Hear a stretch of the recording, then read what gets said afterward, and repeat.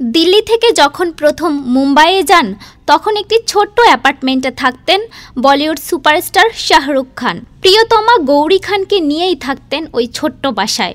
বাড়ির সাইজ দেখে ভরকে গিয়েছিলেন শাহরুখের শাশুড়ি। সেই শাহরুখ এখন বলিউড বাদশা। মুম্বাইয়ের জুহুতে আছে তার আলিশান বাংলো, নাম মান্নাত, যা এখন মুম্বাইয়ে অন্যতম দর্শনীয় স্থানগুলোর একটি। কিন্তু জানেন কি, মান্নাত নামটি প্রথমে বাড়ির জন্য নয়, মেয়ের নাম হিসেবে ভাবা হয়েছিল। এক সাক্ষাৎকারে শাহরুখ জানিয়েছিলেন তার ও গৌরীর প্রথম পছন্দ ছিল মেয়ের নাম মান্নাত রাখা।